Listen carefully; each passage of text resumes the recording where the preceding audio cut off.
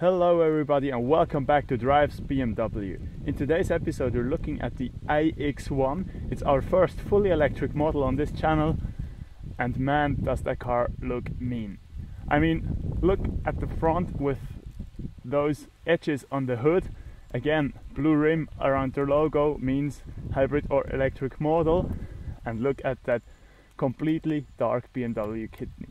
Behind that part the radar is stored. You see the front camera right here, you see the air intakes down here, and what I like especially on this car is the opening right here, where you can see it's not fake, it's really opened for aerodynamic reasons. And just the edges and the bulliness of that front is one of my favorite BMW fronts, I have to admit. And don't blame me for the wheels. It's winter tires on, and yeah, I have to say it's a 19-inch rim, but I tell you, on 20-inch wheels, or even 21 maybe, that car looks even better. I like, again, that part down here, that little edge.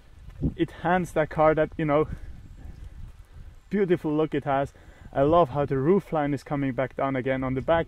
And let's talk about that rear lights. Beautiful work that they did at BMW's side. Beautiful work in general. I love the car. And if you open up the trunk quickly, it's one push, trunk opens automatically. You'll see you get plenty of storage. There is a little separate compartment where you can store your cables and stuff. And if you take down the seats, you get plenty of storing space. Another detail that I love is that button right here, which lets you close the trunk and lock up the vehicle. There you go.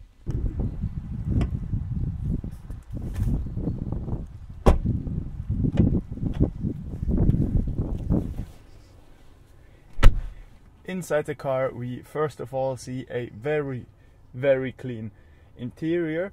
There are way less buttons on the steering wheel. You have the cruise controls on your left and the media controls on your right. We have a curved screen where, again, the quality of the screen and how quick it responds is very convenient. So there's the gear selection right here. There is my modes. There's the driving assistant. There's the volume control. There is the parking sensors and parking camera, we talk about that later, and there's a little storage in the armrest as well.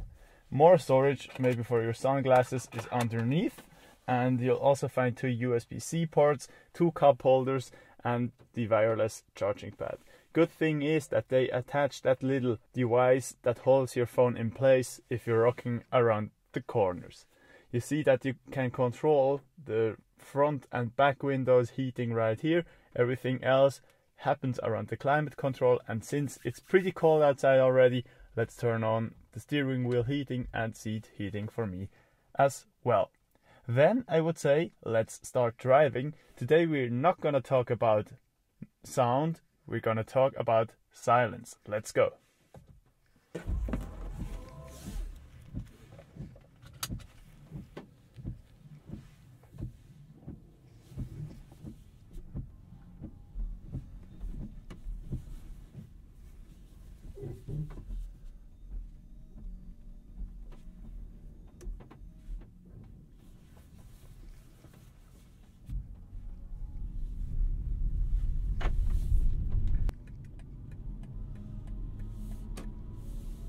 Alright, so let's turn the car into that sport mode.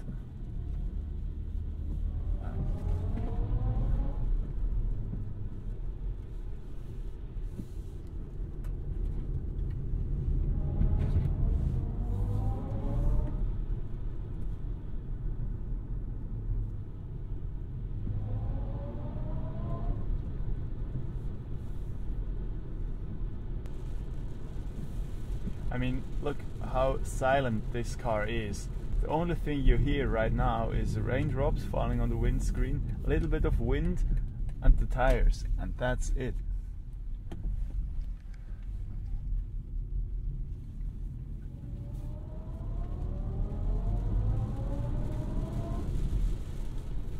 and the sound, it's called iconic sound, and if you don't like it you can deactivate it, but I think somehow it sounds dramatic, you know. It hands the car its sportiness, which is what I was going to say before. If you're driving in traffic jams, that driving assistant comes in very, very handy. But on twisty roads, like the corner we just did, I prefer obviously driving myself to get that full amount of driving pleasure. Alright, so what do I like about the car? I like the fact that you get, for a fair amount of money, a good amount of car. What do I mean with that? You have everything in the car. You have a brutal acceleration, you have plenty of space, you have a very aggressive and beautiful looking vehicle, I believe, and you get joy of driving it. What I like a little bit less is talking about the driving assistant. In the earlier cars with the iDrive system, you had a button on your steering wheel where you could adjust the distance that the car is supposed to keep to the vehicle ahead. Right now you have to adjust it via the settings on the screen. Takes longer and you have to put your eyes onto the screen, and that's a little bit of a disadvantage. Then we have the BMW key. I just don't think that that key matches the money the car cost. To be honest, I don't like it too much. But what I like is the keyless option, so you can connect the digital key to your smartphone and you don't even need the car key anymore. So that's the solution to it. And the third part that I don't like too much is the controls down here. That somehow doesn't fit to the rest of the car, where really everything is good. If you look at the leather covered dashboard, for instance, that just doesn't match those plastic keys. But also a point where I can live with. So of course I get asked the questions, what do you like better now? Is it the M240 or is it the iX1, for instance? Or in a general way, is it the electric vehicle or is it the combustion engine? I have to say, it depends. Honestly, it depends.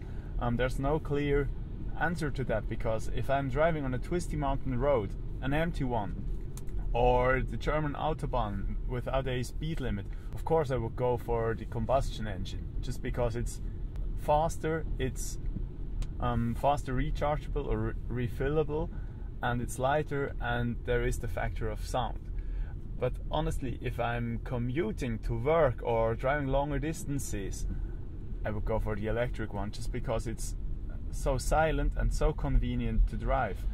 And to be honest, in the beginning I was a bit afraid of that 340 kilometers that I can drive with one battery. But honestly, there are so many options to charge your car, and if you even have the possibility to charge at home, I don't have it yet, but I'm gonna have it in a few days. That's a complete game changer, because you leave your home always with a fully charged car. Plus, there is the fact in Switzerland that you have a tax reduction on electric cars at the moment, and you get that right cheaper than a comparable car with a combustion engine. So it's a hard one to take if you have to choose one. Probably I would go for the electric one as my standard vehicle, and then rent out a real combustion engine for a weekend, and then do my driving on twisty roads, for instance. But let me know down in the comments, what do you think about electric cars? Do you have one? Do you plan to get one? Or do you stick to the petrol or diesel version? That would really, really interest me.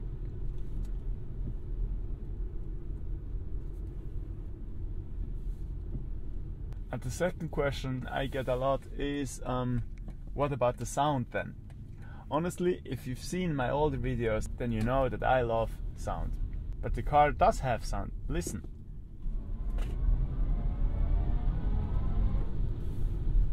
Of course, it's different. Of course, it's not a M240 or even a X3M, which do sound great. Of course, they sound better than that car.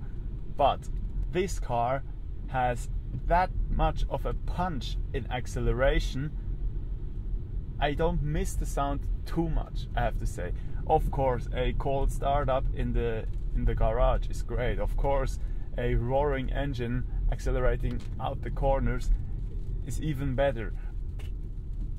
But it's not the same as the acceleration of a electric car.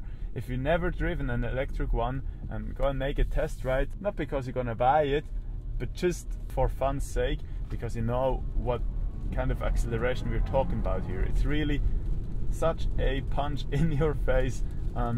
I wouldn't miss it. And I heard from colleagues that have had electric cars and then changed back to a M2 or M3, and they just say, well, it gets louder at the first point, but you kind of wait for the acceleration to happen.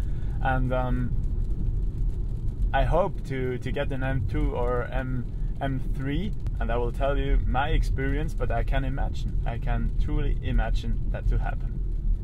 Alright people, so if you have questions about the car or BMW in general, or wishes for a next model, please let me know down in the comments.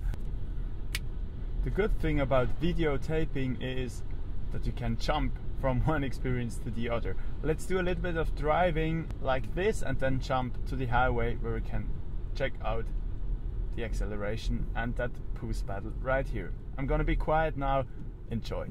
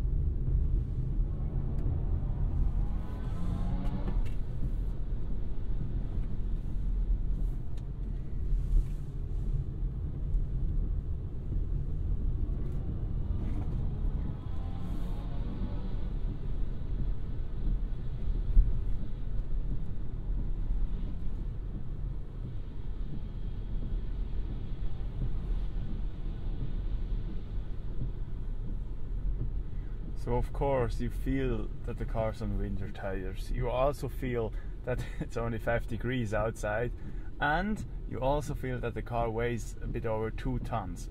But it drives very direct, very smooth, and again that power that electric 2 engines provide you, it's just pure fun to drive.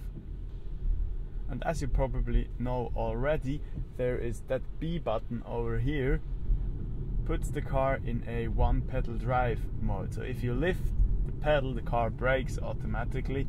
I personally don't use it yet. I had used it once in a traffic jam, and I like the fact that you don't have to move your feet from the gas pedal to the brake pedal, and you could do all with 1 pedal. And another cool thing, like in almost any modern electric car, if you lift your feet off the throttle, the car will charge up the battery automatically. Alright, so we're almost on the highway. Let's already switch it to sport mode, and then I'll show you what that boost pedal is made for.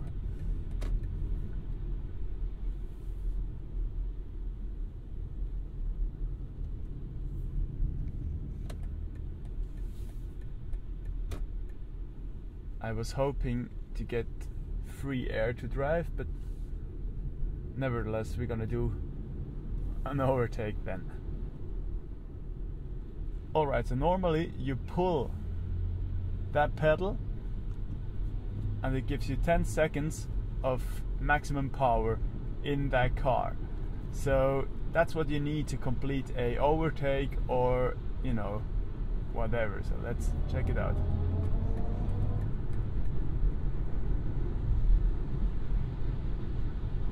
And right now we're gonna switch back to the efficient mode and then check out the silence. What you hear is just wind, a little bit of tires, and that's it. And something I like, it's probably my favorite detail actually, of course, the sound system and everything is perfect, but if you go to settings and you choose seats, you go to massage and you can turn that on right here, and now you can enjoy a absolutely relaxing drive to your destination.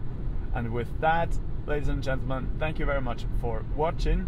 If you have any questions, please let me know down in the comments. I will make a separate video dedicated to the charging and to the BMW charging solution.